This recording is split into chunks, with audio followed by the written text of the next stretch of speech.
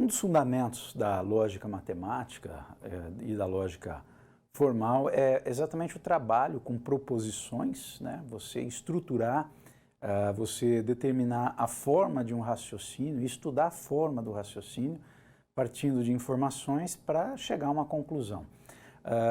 E essas proposições que me levam a determinar, a chegar a uma conclusão, a determinar uma terceira proposição, nós chamamos de premissas. Então, a partir de duas ou mais premissas, nós chegamos à conclusão.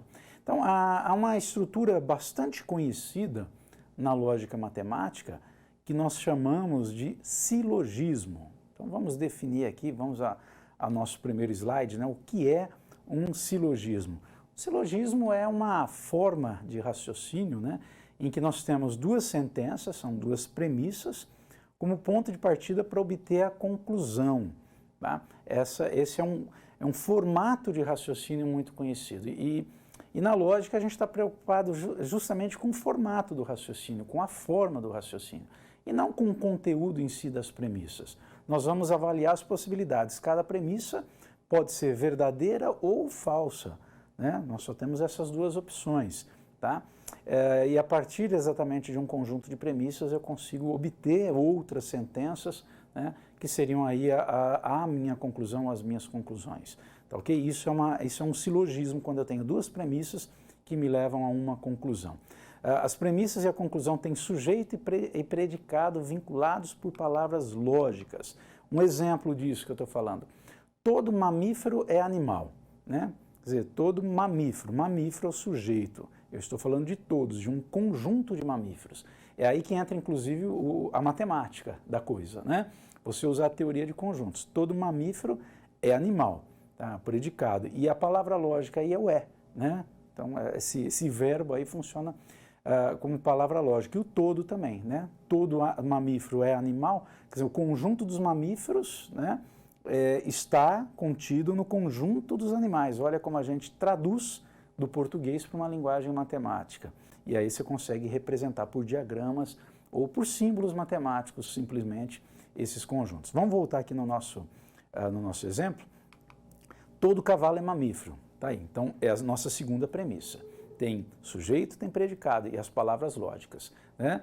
E essas duas premissas, todo mamífero é animal, todo cavalo é mamífero, eu consigo estruturar esse raciocínio e concluir, voltando aqui, exatamente que todo cavalo é animal, voltando aqui para o nosso slide, no nosso exemplo 1. Né? Então, todo cavalo é animal. Você consegue representar isso por diagramas. Tá? Isso é um silogismo, porque temos duas premissas e a partir dessas duas premissas nós chegamos exatamente na conclusão. Ok? Bom, eu estou falando em proposição, a gente chama, né, também parte da lógica matemática de cálculo proposicional, que é a aplicação de técnicas matemáticas, e você fala em matemática, você já pensa em cálculo, né? Realizar as operações, sejam operações algébricas, somar, subtrair, multiplicar, dividir, elevar a uma potência, e sejam as operações com conjuntos também. Então, a gente vai realizar esse tipo de operação, ou operações semelhantes a essas, dentro da lógica.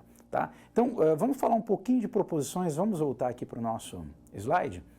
O que são proposições, né? E o que eu considero como proposições dentro da lógica? São sentenças declarativas que podem ser classificadas em verdadeiras ou falsas. Não é qualquer proposição que que vai ser uma proposição tratada dentro da lógica matemática. Vamos a alguns exemplos aqui.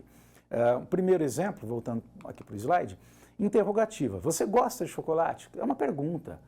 Eu não vou avaliar em verdadeiro ou falso. Então, essa não é considerada aqui no nosso cálculo proposicional. Exclamativa, que bela tarde. E aí, tá, mas isso é verdadeiro? É falso, né? Isso é simplesmente uma exclamação.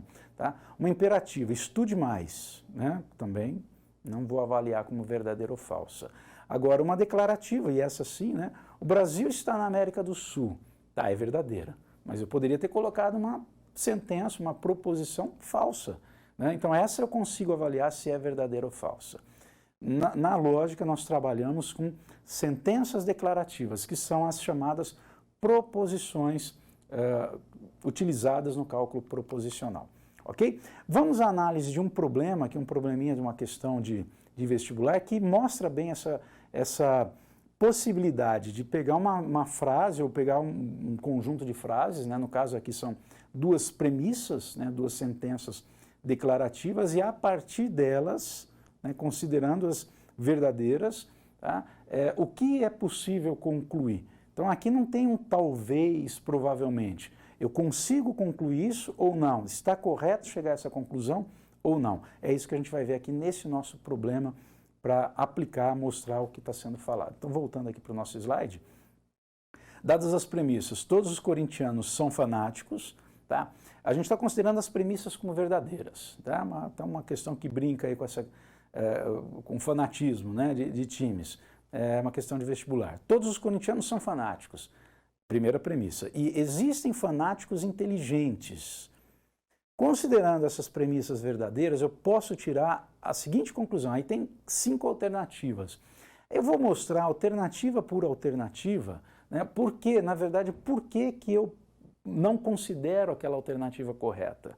E vou mostrar isso utilizando recursos matemáticos, usando diagramas, por exemplo. Então vamos para o primeiro item, né, que fala que existem corintianos inteligentes. Então vamos voltar aqui para o nosso slide. Existem corintianos inteligentes. Bom, de acordo com as premissas, né, estou analisando essa daqui. Olha lá, corintianos, é o conjunto dos corintianos representado por esse diagrama. Quando eu falo que todos os corintianos são fanáticos, né, por diagramas eu posso representar o conjunto C contido no conjunto F. Isso é uma linguagem matemática, né? Pronto, não há dúvida quanto a essa representação de acordo com a primeira premissa. Aí diz que existem fanáticos inteligentes. Tá? Existem, não está falando que todos os fanáticos são inteligentes, tá? Que aí mudaria toda a história. Existem, bom, existem. E aí eu posso então concluir que existem corintianos inteligentes? Na verdade, quando eu falo que todos os corintianos são fanáticos e existem fanáticos inteligentes, há diversas possibilidades. Será que todas elas me levam a concluir a letra A, que existem corintianos inteligentes? Então vamos voltar aqui e ver que não dá para afirmar com certeza. Por quê? Pode ser uma situação como essa, né? Olha lá, existem fanáticos inteligentes? Sim, a intersecção de I com F, conjunto I dos inteligentes com o conjunto F dos fanáticos, ela não é vazia, ela tem uma região ali em comum. Tá? Só que não tem nada em comum com os corintianos. Então, se for uma situação dessa, eu não posso afirmar que existam corintianos inteligentes. Tá? Eu não estou dizendo que é só essa situação que tem. Né? Também não dá para afirmar que não existem corintianos inteligentes. Olha a análise que a gente faz. Eu só estou mostrando aqui o contra-exemplo de cada alternativa. Então, a letra A não é. Vamos para a letra B. Todo corintiano é inteligente. Tá? Há uma das possibilidades, em cima das premissas, de chegar a essa conclusão, mas não dá para afirmar que é uma conclusão verdadeira com certeza. Por quê? Porque pode ter, olha lá, corintianos fanáticos, estou voltando para o nosso slide, né? O conjunto C contido no F, por favor, voltando para o slide. E aqui, ó, os inteligentes. Todo corintiano é inteligente? Não, pode ter alguns, como pode não ter nenhum, como eu falei da outra vez. Só o slide, por favor. Isso. Então, nessa situação, eu posso dizer que existem corintianos inteligentes. Na anterior, não. Essa é uma outra possibilidade. Agora, dá para afirmar que todo corintiano é inteligente? Não. Mas também não dá para afirmar o contrário. Olha que interessante a análise lógica, matemática que a gente faz da coisa. Correndo um pouquinho aqui, nenhum corintiano é inteligente, né? Também eu não posso afirmar. Olha aqui a situação em que eu não posso, porque pode acontecer isso. Nesse diagrama, todos os corintianos são fanáticos e existem fanáticos inteligentes. Está entendendo como não? São possibilidades que eu tenho que avaliar. Então, letra C também não é. Letra D. Todo inteligente é corintiano. Também não, porque olha aqui, ó, você pode ter uma situação dessa. Alguns inteligentes são corintianos, nem todos. Tá? Como uma possibilidade também seria considerar todos os corintianos inteligentes. Portanto, né, não se pode tirar conclusão. Nenhuma dessas proposições, dessas sentenças, podem ser consideradas como conclusão daquelas duas premissas. E na lógica a gente faz isso. O que dá para afirmar como verdadeiro ou não a partir das premissas.